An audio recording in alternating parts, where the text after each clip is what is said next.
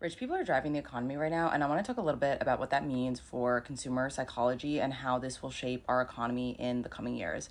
I'm a certified financial planner, and I am referencing this Wall Street Journal article about how the top 10% of earners, people making over $250,000 annually, now account for nearly half of all consumer spending in America. And this is unprecedented. Just 3 decades ago, they drove around 36% of spending. And I'm going to talk a little bit about what this means for the future.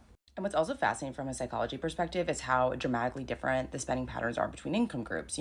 While the top 10% increase their spending, working and middle class households actually pulled back on their spending, most likely due to inflation and other factors. And in this article, it cites over the past 4 years, the wealthiest ramped up their spending by 58%, while everybody else barely kept pace with inflation at 25%. And this wealth disparity isn't just about income, it is about assets.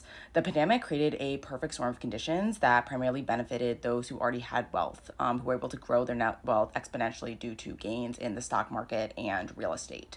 If you owned stocks or real estate during this period, your net worth likely exploded.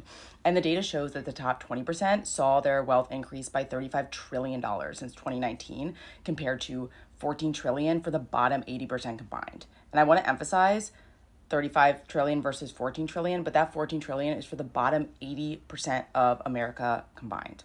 I think it's easy to just write this off as like a wealth inequality trend, which it is, but I think it's also important to point out the future consumer spending effects that can come out of this. Like, for example, corporations can just start marketing products specifically to affluent people. Banks, for example, may start focusing their products and their investments only in products that benefit wealthy people and affluent people because that's who's doing the majority of the spending. And that may lead to a shortage of products that are geared towards lower inequality people that could potentially help people build wealth, get access to wealth, etc. It's important to point out that the wealth concentration isn't just an economic issue, it is also a psychological one. When people feel like financial security is increasingly unattainable, it creates this collective anxiety and can erode social cohesion nationwide.